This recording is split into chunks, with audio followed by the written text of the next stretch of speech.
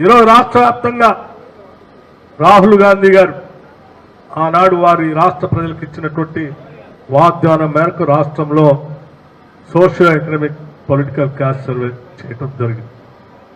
దాంట్లో భాగంగా మేము ఎన్నికలకు ముందు ఈ రాష్ట్రంలో బలహీన వర్గాలకి 42% రిజర్వేషన్ స్థానిక సంస్థల్లో ఇస్తామని చెప్పాం. విద్యాపరంగా అటు ఉద్యోగ పరంగా కూడా వాళ్ళకి ఆ రిజర్వేషన్ కల్పించాలనేటువంటి ఆలోచనతో ప్రభుత్వం అధికారంలోకి రాగానే మేము సర్వే చేపించడమే కాదు, చేసిన సర్వేని లెక్కలతో సహా శాసనసభలో పెట్టి ఓ బిల్లును కూడా మేము పాస్ చేశాం. ఈరోజు 42% బలహీన వర్గాలకి స్థానిక సంస్థల్లో రిజర్వేషన్ కల్పించాలనేటువంటి ఆలోచనతో రాష్ట్ర ప్రభుత్వం శాసనసభలో ఓ బిల్లు పాస్ చేసి గవర్నర్ గారి ద్వారా భారత రాష్ట్రపతి గారికి కూడా పంపించడం జరిగింది.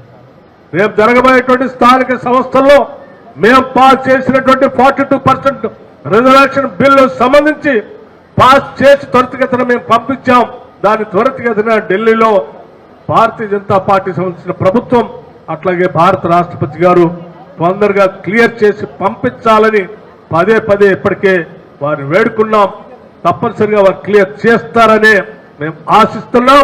దానికోసం రేపు రాబోయే 4-5 రోజుల్లో రాష్ట్ర ముఖ్యమంత్రి రేవంత్ రెడ్డి గారి నాయకత్వంలో బిల్ పాస్ చేసినటువంటి ఈ రాష్ట్ర ప్రభుత్వం యావత్ మంత్రి మండలి సభ్యులు, శాసనసభ్యులు, పార్లమెంట్ సభ్యులు, శాసనమండలి సభ్యులు అందరం కలిసి భారత రాష్ట్రపతి గారిని కూడా కలవటానికి ఢిల్లీ వెళ్తా ఉన్నాం.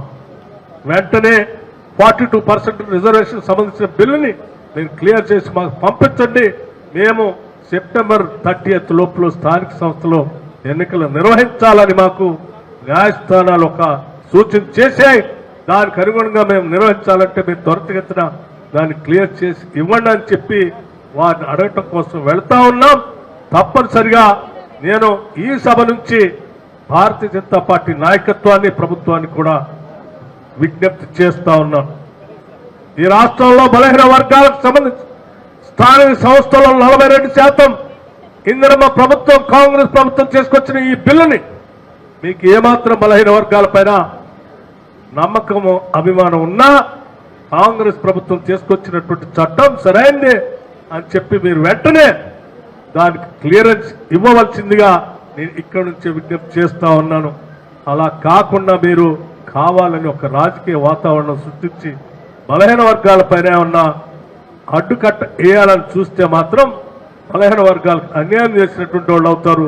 అది తప్పు. అటువంటి పని చేయొద్దు. వెంటనే క్లియర్ చేయవలసిందిగా కూడా మేము మీ అందరికి విజ్ఞప్తి చేస్తున్నాం.